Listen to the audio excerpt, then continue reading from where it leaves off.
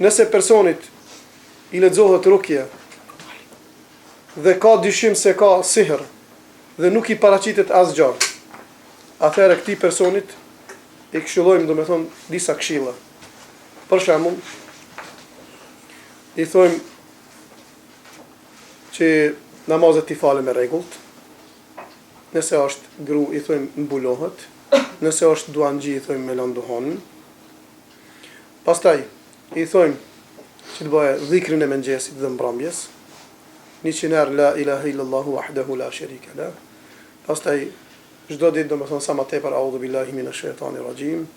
Pastaj të bëjë dua, edhe para se të fleje, ta bëjë dhikrin ose duat para gjumit. Pastaj ndëgjon çdo ditë ndëgjon rukje, mas pakti 3 orë. Mas pakti 3 orë.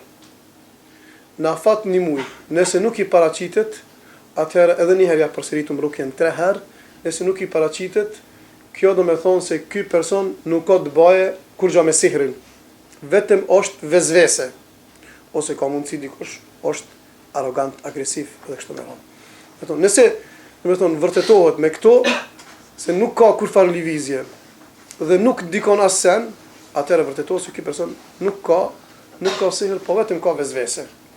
Vetëm se ka vezvese, dhe në këtë rast, normal, e këshillojmë që, do me thonë, ta falë namazin e rregullt në xhami, me xhamat, rregullisht, falet, bëhet dhikr sikur që i cekëm, gjithë këto gjëra, ti bëje, inshallah bi'idhnillahi ta'ala, sa më tepër njeriu bën ibadet, aq më tepër edhe normal edhe zemra, do me thonë, i rahatohet dhe më tepër i shtohet mëshira.